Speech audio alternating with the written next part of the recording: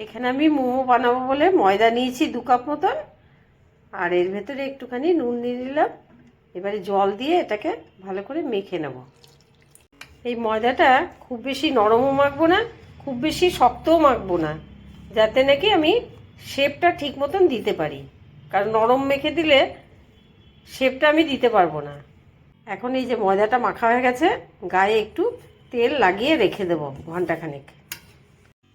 আমি ভেজ মোমো করবো বলে কড়াই বসিয়ে তেল গরম করে আদা ফোড়ন দিয়ে দিলাম।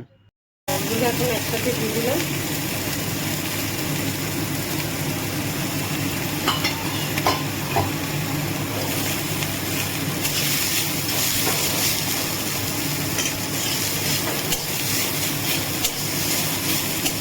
পুরটা তৈরি করছি আমি।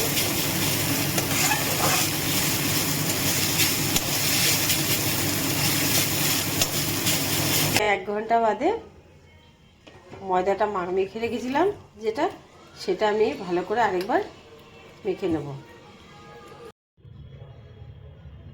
এখন পুরটা ভরে নিচ্ছি আমি।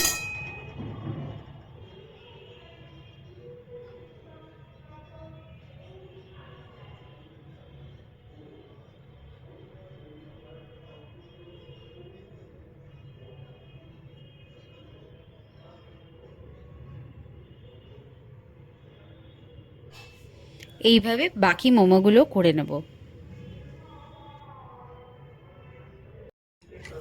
এই বাটিটার গায়ে অয়েল ব্রাশ করে নিচ্ছি, কারণ মোমোগুলো এর ভেতরে দিয়ে যখন বসাবো যাতে না লেগে যায়। স্টিম করার জন্য জল গরম করে এখানে বসিয়ে দিলাম। এখন এটা ঢাকা দিয়ে 15 থেকে 20 মিনিট রাখবো। এটা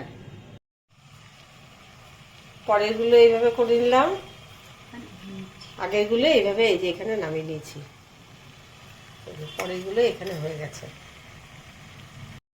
এই যে এবারে সব মোমোগুলো নামিয়ে নিয়েছি, সব হয়ে গেছে।